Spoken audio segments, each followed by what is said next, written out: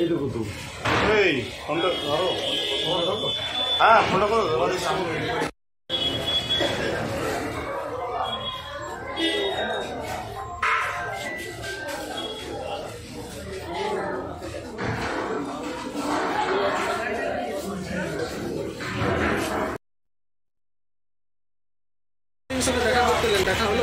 হ্যাঁ, ইসাল উৎসবের সময় আমরা সব যারা পীর যারা আছে সবার সাথেই দেখা করি, কারণ এরকম একটা উৎসব, এটা আমাদের কাছে গর্বের বিষয়। ফুরফুরা শরীফ ভারতবর্ষের মুসলিম সম্প্রদায়ের দ্বিতীয় বৃহত্তম তীর্থক্ষেত্র, সেটা আমার বিধানসভা জাঙ্গিপাড়ার মধ্যে অবস্থিত। এটা আমাদের গর্বের জায়গা, এবং এই যে উৎসবে লক্ষ লক্ষ মানুষ আসে, ভারতের বাইরে থেকেও আসে, এবং সেক্ষেত্রে মাননীয় মুখ্যমন্ত্রী এখানকার পরিকাঠামো তৈরি করার যে বন্দোবস্ত করেছেন 2011 সালের পর থেকে, এখানকার রাস্তাঘাট, জল, বিদ্যুৎ, দুজুখানা এগুলো অনেকটাই তৈরি করেছেন। আমরা চেষ্টা করছি মানুষকে সরকারি পরিষেবা দেওয়ার। এই যে এতগুলো মানুষ আসবে, তারা যাতে সুস্থভাবে তাদের এই পবিত্র স্থান দর্শন করে যেতে পারে, তার জন্য পরিবহনের বাস থেকে শুরু করে যতটা করা যায় সরকার থেকে করা। আর আমি এমনি ব্যক্তিগতভাবে পীর সাহেবদের, পীর জাদাদের সাথে দেখা করি। আমি নওশাদ সিদ্দিকী ও এসছে, জামিন পেয়েছে, এসেছে, ওর জন্য অ্যাকচুয়ালি ওর ফোনে পাচ্ছিলাম না, কারণ ওর ফোনটা এখন পাইনি, তাই আমি আছি, আমি পরে আবার আসবো। আজকে দেখা হলো না? দেখা হলো এখন নেই, পরে হয়তো দেখা হবে দিনের মধ্যে অবশ্যই।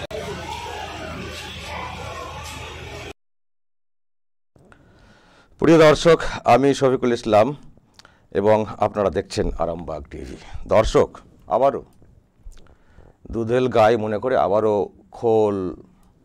খড় আবারও দেওয়া শুরু হয়ে গেছে। আজকে ফুরফুরা শরীফে গিয়েছিলেন মন্ত্রী এই রাজ্য সরকারের স্নেহাশিস চক্রবর্তী। হ্যাঁ, তিনি ওখানকার একজন এমএলএ, কিন্তু ওখানে আজকে পৌঁছে গিয়েছিলেন, কারণ ওখানে ইশালের সভা আছে, আগামীকাল থেকে শুরু হচ্ছে একটা ধর্মীয় প্রোগ্রাম। তো সেখানে চলে গেছেন এবং সেখানে গিয়ে আবার বলছেন যে নওশাদ সিদ্দিকী সাহেবের সঙ্গে নাকি দেখা করতে চেয়েছিলেন, দেখা হয়নি, ফোনে পাওয়া যাচ্ছে না, পরে আবার দেখা হয়ে যাবে।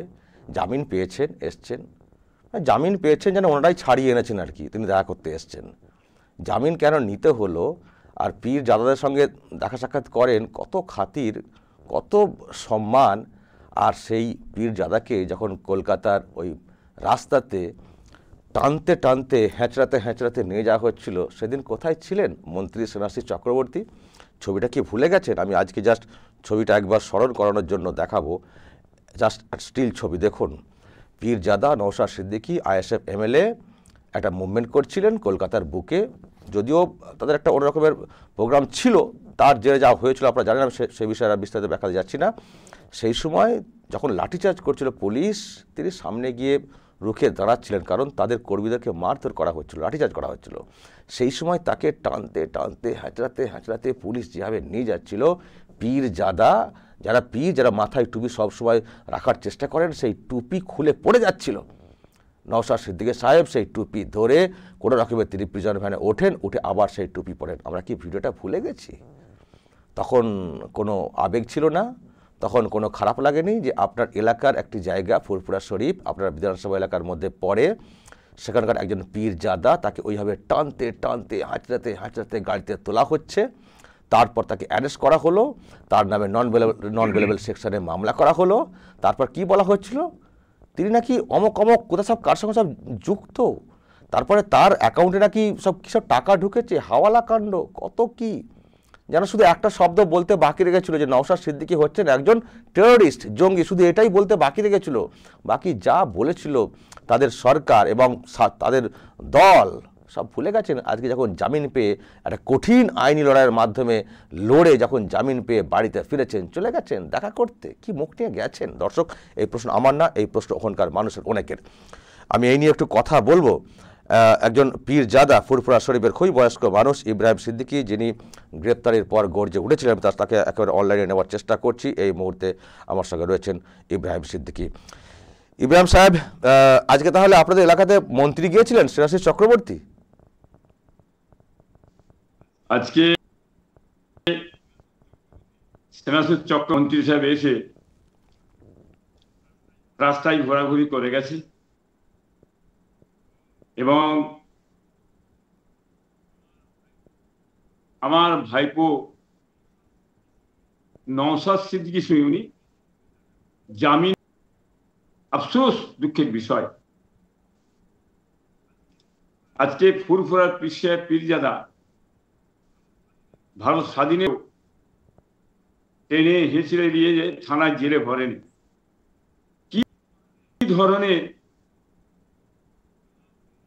অমানবিক কর্ম করলে আজকে রাজপথে ফেলে আমার ভাইপোকে টেনে হিঁচড়ে হিঁচড়ে আজকে কুকুর মাদর জানোয়ারদের ঘরে মারে না।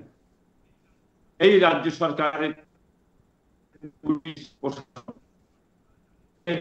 সবাই তোরা জানেন, একবারও খোঁজ খবর না।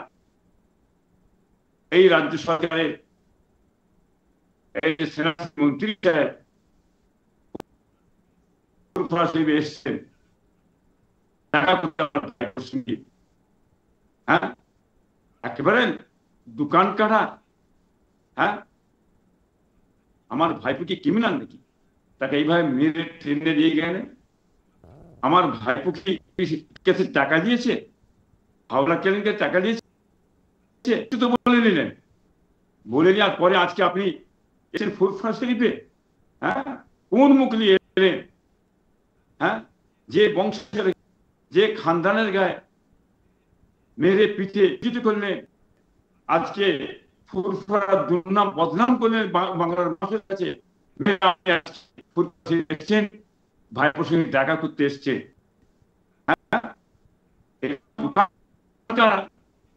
মন্ত্রী আমি জীবনে দেখিনি।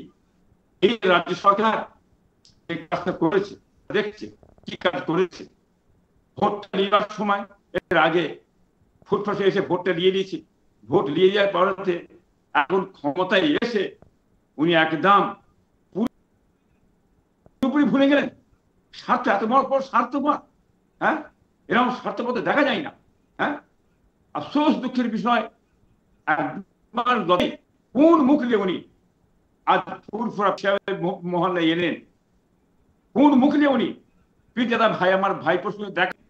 হ্যাঁ, এইটা আমার কি কারণে? হ্যাঁ, আজকে মানুষকে দেখাচ্ছেন উনি যে দেখা আমরা কত সহানুভূতি করি। হ্যাঁ, একবার দয়া করে যায়। কারণটা কি ভিতরে? কারণটা কি এইটাই কি মানুষের মনটা, বাংলার মানুষ কোটি কোটি মানুষ বিগড়ে গেছে, আর ওদিকে মন দিচ্ছে না, সমালোচনার পাত্র হয়ে গেছে আজকে।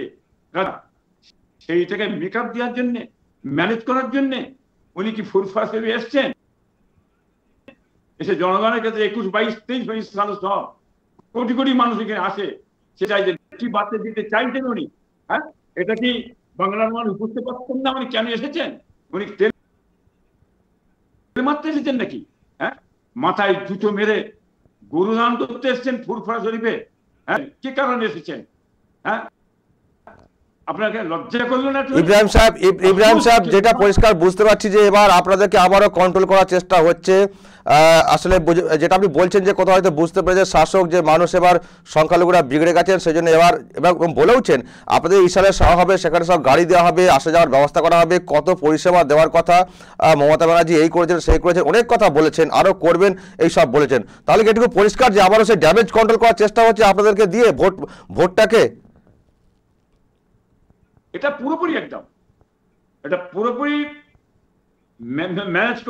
ড্যামেজ কন্ট্রোল করে ভোটটা আগামী দায়িত্বে লিবার জন্যে আজকে উনি এই চক্রান্ত চালিয়েছে। কিন্তু বাংলার মানুষ জেনে গেছে, জাতি ধর্ম বড় হিন্দু মুসলমান সকলে এটাকে ঘৃণা জেনেছে, তাচ্ছিল্য করছে, এটা মেনে নিতে পারে না।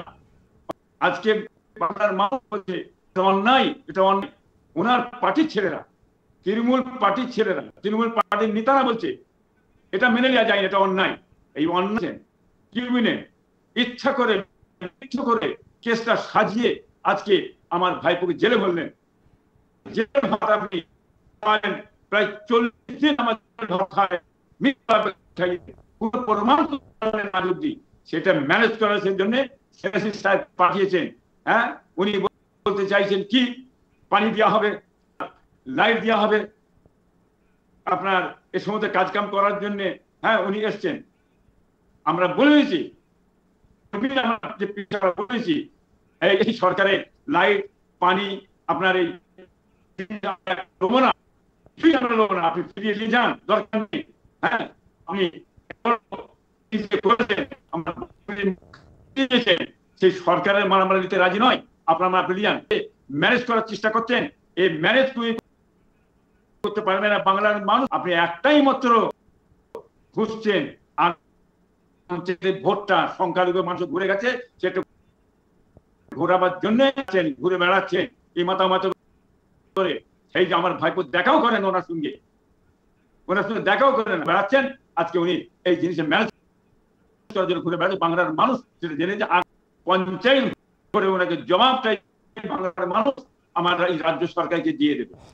আমার শেষ প্রশ্ন ইব্রাহিম সাহেব, যেটা কেউ কেউ ভাবছেন বা বলার চেষ্টা করছেন যে শেষ পর্যন্ত হয়তো আবারও ফুরফুরা শরীফকে ম্যানেজ করে ফেলবে তৃণমূল কংগ্রেস, মানে যে ঘটনা আপনাদের সঙ্গে ঘটেছে, আর কি কখনো এটা সম্ভব যে তৃণমূল কংগ্রেস আপনাদেরকে ম্যানেজ করতে পারবে বা ফুরফুরা শরীফ কখনো, মানে একটা অংশ হয়তো কেউ কেউ প্রচার করবে, কিন্তু যে অংশটা আপনারা গর্জে উঠেছিলেন আপনারা কি কখনো এই দলকে আর সমর্থন করার কথা কখনো বলবেন যে ঘটনা ঘটেছে? দেখেন, কিছু দু চারটে ফচকে ফাচকে আছে, তাদের তেল মেরে উনি চলেন, কিন্তু একটা অংশ যেটা আছে ভারী অংশ এবং বয়োজ্যেষ্ঠতার মধ্যে এটা ম্যানেজ করে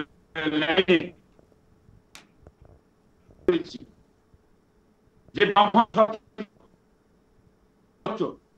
ব্রাহ্মণ সরকারকে আমরা দিয়েছিলাম, পরিবর্তন করেছিলেন, করে আমরা দেখে পরিবর্তন করে দেখা যায় কি করে যায়, কিন্তু পরিবর্তন যারা করেছেন সেই পরিবর্তন কি বুঝলেন, তার চেয়ে আরো খারাপ হয়ে গেছে, বুঝলেন।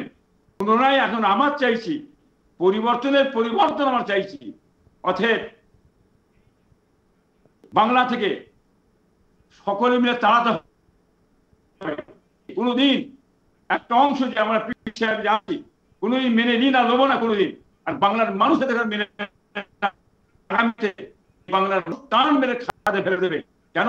মানুষের চাকরি, শিল্প, কর্ম, হ্যাঁ আমার ভাই একটাই মাত্র দলিত আদিবাসী মাতোয়া আজ গরিবের পাশে দাঁড়িয়ে ন্যায়ের জন্য চেয়েছিলেন, চাকরি থেকে, কর্ম থেকে, শিক্ষা থেকে চেয়েছিলেন, সেই সমস্ত বঞ্চিত করে ফেলে দিয়ে এই ন্যায় কথা বলার জন্য রাজ্য সরকার বন্ধ করো, মুখটা বন্ধ করো, এই প্রতিবাদ করলেই এই সরকার লাভ দিয়ে উঠছে, প্রতিবাদ করলেই সরকার তার প্রতিবাদ বন্ধ করতে চাইছে, মারতে চাইছে। কিন্তু দেখুন, প্রতিবাদী মুখ বন্ধ করতে পারবে না, একটা মাথায় রেখে দেবেন। মানুষ প্রতিবাদ করবে, মেরে পিঠে মানুষকে সরানো যাবে না। একটা মানুষ আছে তারা প্রতিবাদ করে লড়ে যাবে, যান চলে গেলেও তারা পিঠ পা নয়। এই সরকারকে বাংলার মানুষ আগামীতে টান মেরে খাতে ফেলে দেবে, বাংলার মানুষ এই সরকারকে নেবে না, এটা আমি বলে দিয়ে যাচ্ছি, আপনারা দেখে নেবেন। ওকে, অসংখ্য ধন্যবাদ। ইব্রাহিম সিদ্দিকী সাহেব সরাসরি ছিলেন ফুরফুরা শরীফ থেকে। ইন্টারনেটটা একটু ডিস্টার্ব করছিল, ছবিটা খানিকটা কেটে কেটে যাচ্ছিল, তবু আপনি যে কথাগুলো বললেন, বলার চেষ্টা করলেন, মোটামুটি আমার যারা দর্শক তারা বুঝতে পেরেছেন। অসংখ্য ধন্যবাদ সরাসরি থাকার জন্য। দর্শক শুনলেন ফুরফুরা শরীফের পীরজাদা ইব্রাহিম সিদ্দিকী সাহেব একটা বক্তব্য রাখলেন। আরও হয়তো কিছু কথা বলতে চাইছিলেন, কিন্তু ইন্টারনেটের একটা সমস্যা ছিল, সেই জন্য সবটা আপনাদেরকে আরও বিস্তারিত করতে পারলাম না দর্শক। তবে এটুকু পরিষ্কার যেটা বলার চেষ্টা করলেন যে ফুরফুরা শরীফ এই শাসককে আর কিন্তু মেনে নেবে না, একে একেবারে ছুঁড়ে ফেলে দেবে। এবং দেখা যাচ্ছে যে ম্যানেজ করার চেষ্টা হচ্ছে। মন্ত্রী এবং লোকাল এমএলএ সেনাশিস চক্রবর্তী তিনি আজকে আর কি ওখানে গিয়েছিলেন, কিন্তু নওশাদ সিদ্দিকী সাহেবের সঙ্গে দেখা হয়নি। আর ইব্রাহিম সিদ্দিকী সাহেব বলছেন যে কোন মুখ নিয়ে এসেছেন, এ তো একেবারে দোকান কাটা। দর্শক কি বলবেন? যদি এসব নিয়ে আপনাদের কিছু বলার থাকে অবশ্যই বলবেন। নজর রাখবেন আরামবাগ টিভিতে।